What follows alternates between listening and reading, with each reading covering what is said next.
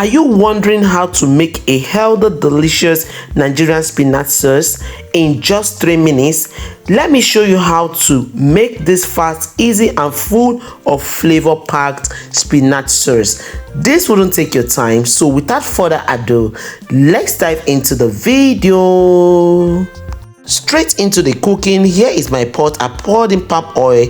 As it heated up, I added in my roughly chopped white onions, and here I added in my scotch bonnet pepper that has been nicely chopped, and I stirred and stirred. And after the stirring process, I started adding in other things like the dried fish and prawns, as you can rightly see. And after adding this, I just stirred and stirred. Please don't mind this video coverage because my son was the one holding this camera. There was no time to stand the tripod stick, and that is just this was a fast recipe. And then I added in my seasoning cube, and now you can see how that is also going. And people, after adding in this, we are going to be adding in the shrimps powder.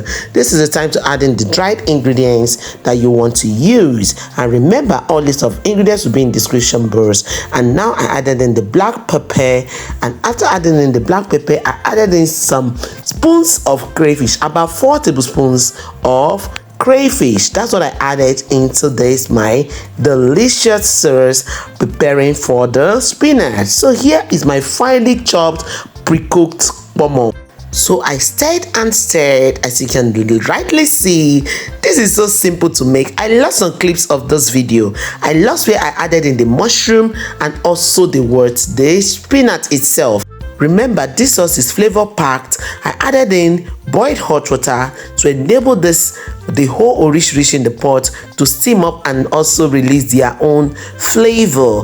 Remember, you can add in local spices like the locust beans and any other thing you deem fit. So this will steam a little, and the next clip you'll be seeing is where the spinach and the mushroom is already in. People, that was just what happened.